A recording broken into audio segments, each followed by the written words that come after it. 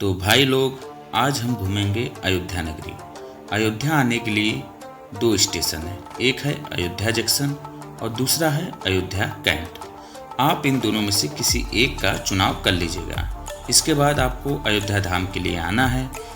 आप जब अयोध्या धाम के लिए रवाना होंगे तो आपको कुछ ऐसा नज़ारा दिखेगा।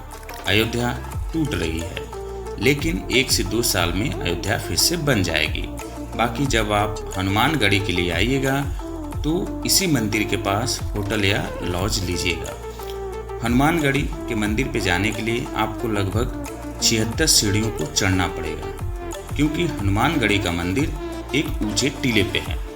बाकी अगर मंदिर का इतिहास बताएं आपको हम, तो जब प्रभु श्री राम जी अपने मानव शरीर का त्याग करने जा रहे थे, तब वो हनुमान जी से बोले कि हनुमान, आप भी हमारे साथ स्वर्गलोक चलिए। तो हनुमान जी बोले कि प्रभु, इस धरती पे आपके नाम का जाप हो रहा है और हम इस धरती को छोड़ के नहीं जाएंगे। इसी के बाद प्रभु श्री राम जी ने हनुमान जी को यह आशीर्वाद दे दिया कि आप इसी धरती पे, इसी हनुमानगढ़ी पे रहिएगा और लोगों का भला कीजिएगा। इसी के बाद यह हनुमानगढ़ी का मंदिर निर्माण किया गया। और बाकी आप देख ही पाएंगे कि लड्डू और मिठाई जो है मंदिर के नीचे से मिल जाएगा, आप लेकर मंदिर में चढ़ा सकते हैं। इसके बाद लगभग 100 मीटर आगे आप जाएंगे तो आपको दशरथ महल मिलेगा, यानी दशरथ जी का महल, जो कि प्रभु श्री राम जी के पिता थे। दशरथ जी के महल का जो खुलने का समय है सुबह 7 बजे से लेकर 12 बजे तक है।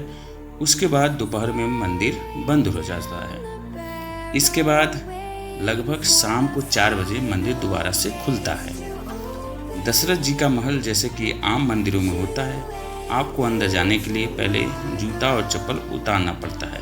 बाकी आप देख पाएंगे कि मंदिर कितना खूबसूरत है। और हाँ, इस मंदिर में प्रभु श्री राम जी और उनके परिवार के लोग, दशरथ जी के परिवार के लोग, सभी लोगों की मूर्तियाँ बनी हुई हैं। और जितने भी भक्तगण हैं वो दूर दूर से इन्हीं मूर्तियों का दर्शन करने के लिए इस मंदिर में आते हैं।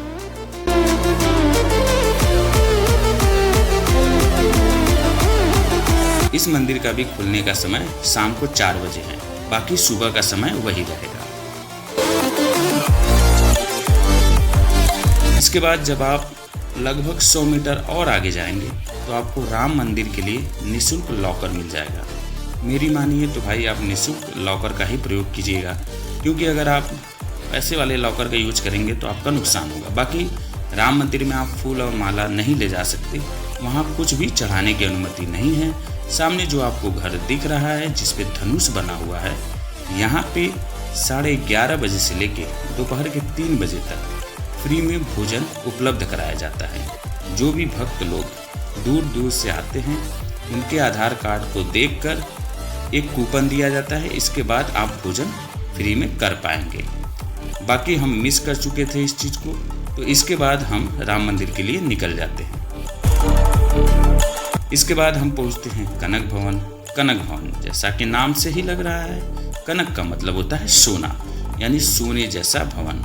थोड़ा सा इतिहास अगर हम आपको बता दें तो भाई, इसकी एक कहानी है कि जब प्रभु श्री राम जी की शादी सीता जी से हुआ था, तो जो प्रभु श्री राम जी की सौतेली माँ कैकेयी थी, उन्होंने मुंह दिखाई में सीता माता को यह भवन उपहार स्वरूप दिया था।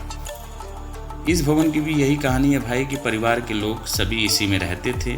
और इसके बाद क्या हुआ कि सभी परिवार के लोगों की मूर्तियाँ इस भवन में स्थापित कर दी गई। इसके बाद हम पहुँचते हैं कारसेवकपुरम। कारसेवकपुरम कनक भवन से लगभग 1 किलोमीटर की दूरी पे है। कारसेवकपुरम में जो भी राम मंदिर के निर्माण में पत्थरों का प्रयोग किया जाएगा, उनमें नक्काशी का काम किया जा रहा है। जैसा कि आप वीडियो में देख पाएंगे, कारीगर नक्काशी का काम बेहद ही उचित तरीके से कर रहे हैं। अगर आप हनुमानगढ़ी चौराहे के पास आकर किसी भी रिक्शे वाले से कहेंगे कि भैया हमको कारसेवकपुरम ले चलिए, तो वो रिक्शे वाला लगभग आपसे 10 रुपया लेगा और लगभग 1 किलोमीटर की दूरी पे ये जगह है, आपको पहुंचा देगा। तो अगर आप घूमने आते हैं तो बेशक कारसेवकपुरम में आकर एक बार ज़रूर घूमिएगा, ताकि आपको यह पता चल सके कि राम मंदिर का निर्माण कैसे हो रहा है।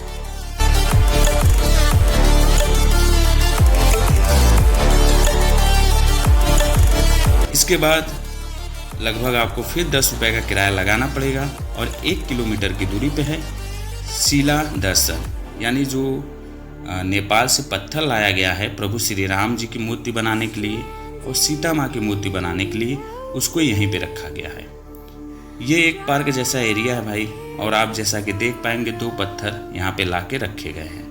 इन्हीं से भगवान प्रभु श्री राम जी और माता सीता की मूर्ति बननी है। जब तक मूर्ति बन नहीं जाती है लोग आकर इन्हीं पत्थरों का दर्शन कर रहे हैं। जब हम पहुँचे थे तो भाई हम भी इस पत्थर को छूकर दर्शन किए थे, क्योंकि बाद में मूर्ति को छूने का मौका मिले या ना मिले हमको नहीं पता। बाकी अन्य जगहों से भी पत्थर लाए गए थे, क्योंकि हो सकता है इनके परिवार के लोगों को भी मूर्तियाँ बनाई जाए, इसलिए अन्य पत्थरें लाकर रखी गई थी।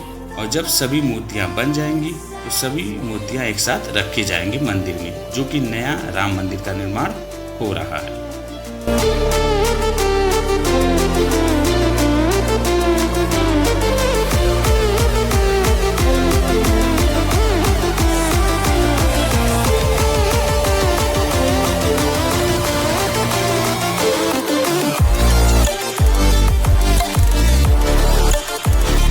शालिग्राम का दर्शन करने के बाद आप पहुंचिएगा राम जी की पैड़ी।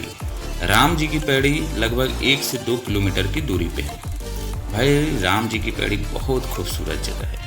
यहाँ पे लोग अच्छे से नहाते हैं, धोते हैं और एंजॉय करते हैं। बाकी यहाँ डूबने का कोई खतरा नहीं होता है, क्योंकि पानी के नीचे का जो हिस्सा है वो सीमेंटेड बनाया गया है और जो पानी है वो सरयू नदी से लाया गया है।